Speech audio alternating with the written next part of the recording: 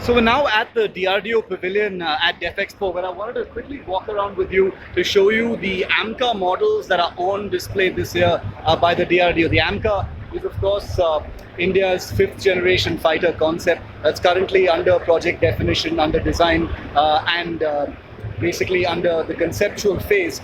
Things haven't really moved very much as far as the AMCA is concerned, but this year there are two models that are currently on display. As you can see, there's this, which is the basic stealth configuration, and another model of the AMCA, which is the non-stealth version. As you can see, it has many underslung weapons. So both of these AMCA models on display here. There's also a new product card of the AMCA, which basically describes it as a twin-engine fighter aircraft planned for development. The configuration incorporates several advanced technologies like external geometric profiling, serpentine air intake, conformal weapons bay, radar-absorbing materials, and coatings to enhance its stealth capabilities. Now, the DRDO says that these things are in development in-house, and they actually are. But as we reported here on LiveFist, the technologies for the AMCA are most likely going to come from a foreign partner. The Indian Air Force has in fact insisted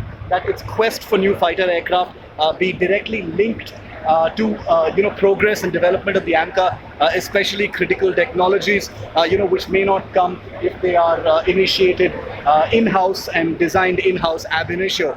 So as far as the AMCA is concerned, it's a long-term program. I mean, this is truly what India's future fighter is going to look like. The platforms of these two also are fairly different. I'm guessing that these are just two different design phases that have been used, and it's also an indication that the full platform, full airframe design of the AMCA hasn't been frozen just yet. So you can see that there are marked differences between the stealth and the non-stealth models of the AMCA. I wouldn't read too much into that specifically. It's usually an indication that the design work is still in progress and several things haven't really just been frozen just yet. So go ahead and read the piece that we wrote on the AMCA as well. There are some trouble spots, there are some concerns, but that's normal for a complex and ambitious program of this kind. But by all accounts, the AMCA represented here by these two models at the DRDO pavilion. There are a couple of videos that have been playing. You can watch them on LiveFist's YouTube channel as well.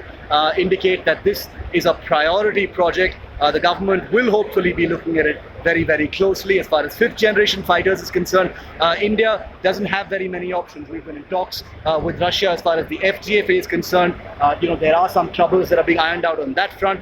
There has been buzz over the F-35, which is seen by some as a low-risk option that India can exercise quickly. But as far as indigenous development, indigenous design, sovereignty, control over your own equipment is concerned, it's pretty clear. I don't think you'll find anyone who says that there is a better option than the AMCA. But it's also important that the Indian Air Force gets it quickly.